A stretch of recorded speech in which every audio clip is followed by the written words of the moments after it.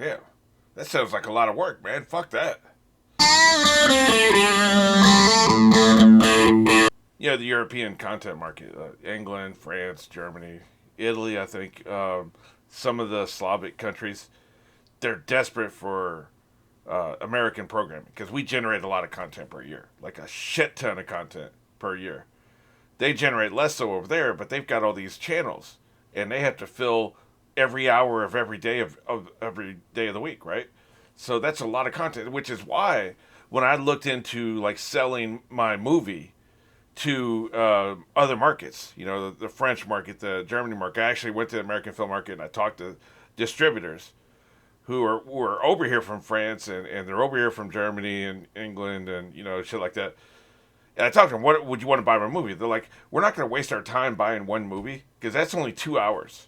At best, that gives us 2 hours of content. We want 10 movies. Like, they had a minimum of 6 movies. If you didn't have 6 movies to sell, they wouldn't even take a meeting with you, literally. Or they wanted a 13 episode TV series, minimum. If you had more, they wanted more. But, they want this fucking content, and they're desperate for content. They have so many hours to fill. So when they come to the American film market, they're trying to fill 1,000 hours of programming. And don't forget, there are 3 film markets every year. There's the American film market, there's the Berlin film market, and then there's the Asian film market. I think the Asian one takes place, I want to say Singapore, somewhere around there. The Asian one takes place somewhere. It's one of those big cities, Hong Kong, Singapore, something like that. Everybody goes to all 3 of them, but it's just the fact that they're centrally located, like in Asia, for instance, the Asian markets. There'll be more distributors from there, but the big people go to all 3. So they're trying to buy 1,000 hours of content every 4 months. They've got their pocketbook right here. They're ready to go. They want to buy this shit.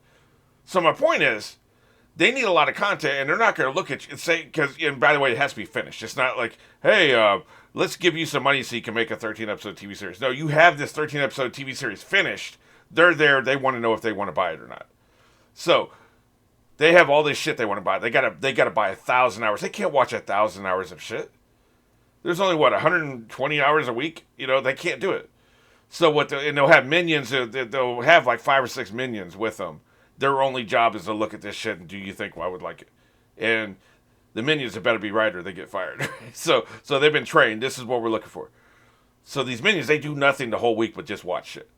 So the point of all this is the key amount of a TV show you have to watch to know if you want to buy it is 3 episodes. 3 45-minute episodes. Even better if it's 30-minute episodes. Well, even better is relative because they want as much content as possible. Like, actually, if you only have 30-minute episodes, if it's like a sitcom, you'd better have 26 episodes because they actually want a lot of content. So more is better. But so that's what they drilled in my head. You look at 3, and that's the way I judge TV shows even now, 15 years later after I first learned this. I never judge a show on a pilot. Most people, just a random fan, will look at the pilot. If they don't like the pilot, they're done. Now, obviously, if the pilot is complete shit, the writing is just garbage, yeah, I'll go ahead and pull the ripcord. I don't give a shit. But if there's something compelling about it, but it's not quite perfect, then I'll give it another shot. Some people, like, if it's not perfect, they bail after the pilot, And so for me, my point of everything I'm saying here, yeah, this intro's getting really long. I just looked at the time. I'll nip this in the bud. My point is, I always judge a TV show after 3 episodes. That's what they do. They look at 3 episodes. If they like it, they buy it and they take it back to France and they show it. If it don't have your big surprise in episode 4 like Lost did. Episode 4 of Lost is when everybody's like, "Oh my god, this is the best show ever." Don't have your big surprise in episode 4. You better have something big happen in one of the first 3 episodes to really hook the audience, so they'll buy the whole season. Well, and look at what episode we're at here. We are at episode 3 of Mad Men. So far, nothing big has happened. The characters are extremely compelling. The world building is very compelling. Like, I really feel like I'm in the 50s. As much as I didn't live in the 50s. But this feels like the 50s to me. So they've done a good job with that. I'm just waiting for something super compelling to happen. The stuff with the wife is definitely more interesting. The wife is it brought a dimension to the show in the second episode. We didn't have the first episode because we barely saw her. But I'm not quite hooked yet. So let's go ahead and check this episode out and let's see if I get hooked. Richard Whitman? Holy smokes, is Fuck that you want? As I live and breathe. It's me, Larry. You're blocking the fucking hallway, asshole. Fort Sill? Where are you at? I'm out of Waltham, Mass. I'm just spending a day in Armonk with International Business Machines. I'm upstate. Hey, I just saw Jerry Crichton. Remember? Slept with a sidearm in his bunk, almost blew his jaw off. Yeah, I remember that. He seems very unsettled by all this. Comes Romeo without his robe. Shit, this asshole. Do I seem different? You do look depleted, Holmes. Something happened in the ceremony. It's when he said that thing about being new baptized. I just felt you're a this calm douchebag. come over me. You know who he is? He's that fucking bunny from BoJack Horseman. The douche bunny puts his ears back when he's ready to go into douche mode. Be snorting cocaine off a hooker's ass. That's this motherfucker. He is a bunny. Right? She kept looking I'm at seeing the maps, bunny ears when I talking look about at this all the motherfucker. things we're... Did you know that 600,000 gallons of water go over the falls per second? Per second. Oh, look. Dude, you're a cliche. Well. Close the door! Close the door! That's how you deserve to be treated, bitch. I mean, racism aside. See what we did to Campbell's office? There's a bunch of playbabies in this office, man. I don't know about all that. Well, what can I say? I'm blocked. Told you he wouldn't think that was funny. How about Is Secor? Satisfeculent. God, this job would suck. I think I'd be good at it. I could probably brainstorm pretty good, but getting constantly shot down. I didn't know when you were coming back. Right. Yeah, well, it's today. Here I am. Yeah, we can see that motherfucker. What the fuck you want? Peggy. We know what you want. Like, I was playing dumb. When I came over that night, before. You're not turning over a new leaf. I ain't gonna fucking believe it, man. I don't believe it. I'm married now. Yeah, we know. I know. So, I'm still seeing bunny ears, man. Pete. I understand. It never happened. Are you gonna get in the fucking office or not, motherfucker? Want me to buzz you in? Jesus. I think it's brilliant. Brilliant. I'll tell you what brilliance in advertising is, 99 cents.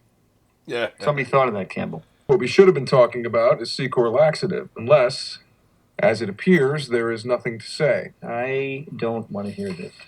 We're on the case. Part of this job is doing things you don't. The big boss don't want to hear that his minions are incompetent.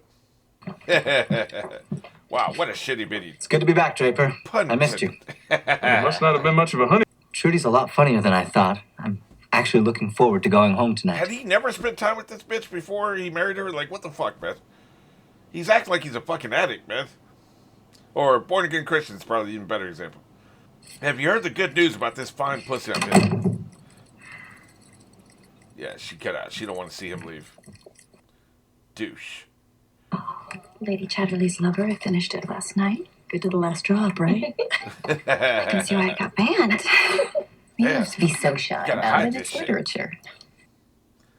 50 Shades of Grey would blow their fucking minds. Not that that shit's sexy and the books are awful. Horrible example of literature, but I don't really know any other erotica titles. Like, what is another erotica title? East of Eden? Is that even... I don't know. I have no idea. He's married, and she's married. The desperate passion of the forbidden. Can I borrow it?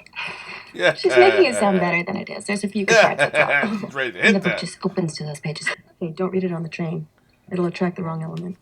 Oh, shit. Yeah, good point. Put that shit away. Astute market observations. Oh, we got Maggie Siff back. Excellent. I was wondering. It's interesting. They had the pilot episode. In the second episode, neither one of these motherfuckers are in it. Now, in the third episode, they're both back. Why is that? There had to be a reason, you know? I mean, they could have easily written the character to have been married for a week or whatever. They could have did a time jump and had the second episode start when he comes back from honeymoon, accomplished all the same things. There's a reason why they weren't in the second episode. I just don't know what it is. Believe it or not, it even applies to the mannequins. Bendel's takes the heads off theirs so the shopper can imagine them to be anyone. Anyone That's without actually a a good head. idea. Which makes me wonder if you were so focused on my competitors that you failed to visit my store. Oh shit. I've been away on my honeymoon. I've been there a Yeah, few times. That's no excuse, It's motherfucker. a beautiful. Miss Macon, I can assure you that no one at this table has ever been to your store. A wrong I will personally correct this afternoon. It's right on Fifth Avenue. Idiots. It's one big block over and a dozen He little is surrounded blocks by up. idiots. It's been there for 30 years. That's right. Keep twisting that fucking knife. You fucking idiots. Boy, I'd be cussing these motherfuckers out, man. It's hard to get caught in a lie. Well, it wasn't a lie. It was ineptitude with insufficient cover. You goddamn right. That's exactly what it was. Been there, done that. This afternoon, then. It's a date. Don't New ask. junior exec. This guy's quick-witted. I give him that, man. I mean, enjoying the company of women in the limited way a married man can. That's all we have, really. He don't cheat. You're going to I cheat. You can't will speak cheat. for everyone, asshole. but it's plenty. Apparently, he don't consider cheating to do it right before the wedding. I don't know. Anything but chicken. Yes, they missed me. Ribeye in the pan with butter. Ice cream. I love Damn. you too. That sounds like a lot of work, man. Fuck that. Costume change. This is my closet. This is her closet. Her store is her closet. That's hilarious. See this tray right here? She's gonna get him a better cufflink. Medieval knights. That sounds like him. Well, this is disturbing.